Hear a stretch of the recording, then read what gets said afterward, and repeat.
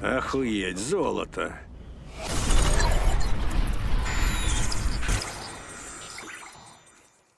Исполнитель главной роли фильма «Жажда золота» Зак Эфрон большинству зрителей известен как смазливый мальчишка, весь такой неженка и самый желанный мальчик в школе. И вообще за ним закрепился статус такого слишком красивого мужчины, чтобы быть натуралом, что у некоторых возникали и такие мысли. Ебать тебя в жопу! По-видимому, ему надоело играть вечного школьника или студента колледжа, да и будучи в роли спасателя Малибу с подрисованным прессом, да, мне завидно. Не сильно исправила ситуацию, сложившуюся вокруг его персоны, и Эфрон решил доказать себе и зрителю, что он может быть не только в роли мажорчика или однотипного героя-любовника, а способен на что-то большее в плане драматического искусства, где в фильме «Жажда золота» и пытается раскрыться в другом направлении. И по всей видимости, знаменитый актер решил доказать свою мужественность не только посредством смены амплуа и игры на экране, но и за кадром, потому что режиссер, сценарист, а также и продюсер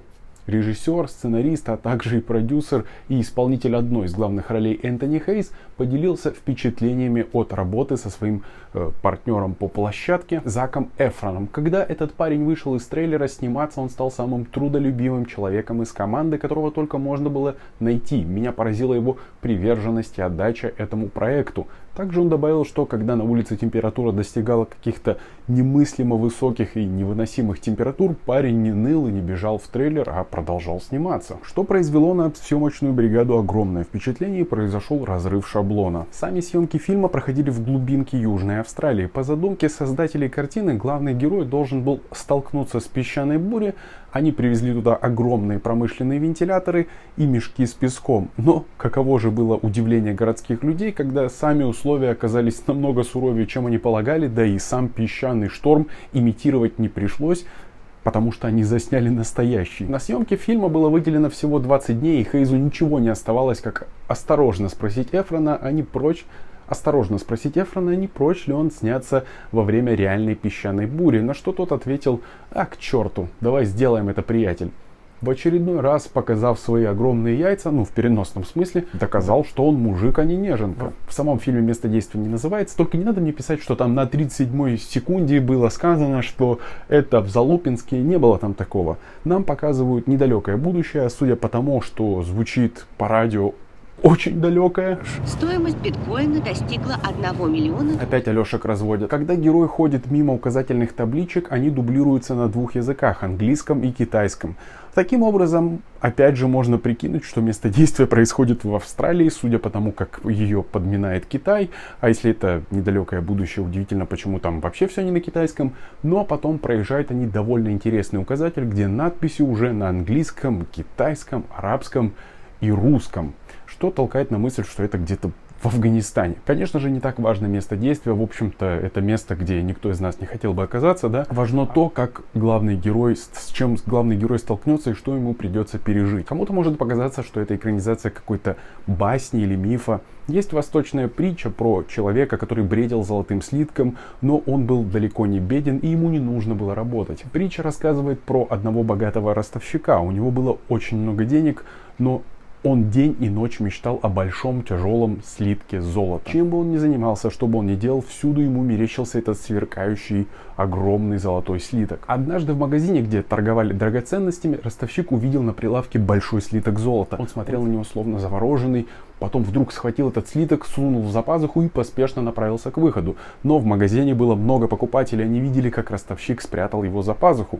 Вора схватили, отняли у него слиток и стали спрашивать: «Разве ты слеп? Разве ты не видел, что в магазине вокруг тебя стоит огромное количество людей? Как же ты надеялся, что никто не увидит?» Ростовщик с удивлением оглядывался и долго не мог вымолвить ни слова. «Нет», — сказал он, — «я никого не видел. Я видел только этот кусок, слиток золота, только золото». «Он верно безумец», — сказал хозяин магазина. «Как можно не видеть людей, если они стоят рядом?» «Не удивляйтесь», — заметил какой-то старый мудрец.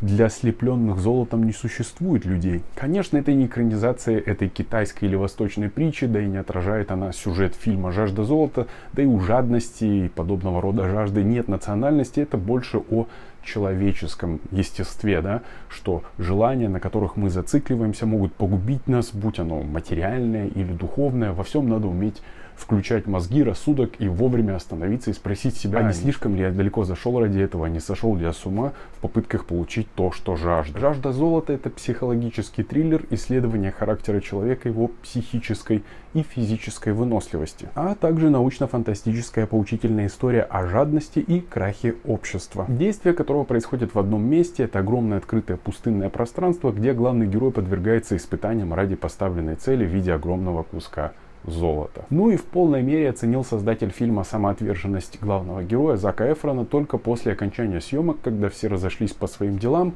Актер отправил режиссеру по электронной почте рентгеновский снимок своей руки, в которую был вставлен новый штифт, новый металлический штифт. Эфрон сломал кость на полпути до начала съемок, но ничего никому не сказал, потому что боялся, что он уедет на лечение, и таким образом производство будет остановлено, и вообще фильм не появится на свет. Вот такой вот мужик в итоге оказался этот Зак Эфрон, неробкого десятка. Это были все интересные факты, какие-то истории, связанные со съемками фильма, с фильмом «Жажда золота». Ставьте большой палец вверх, если вам понравился этот ролик.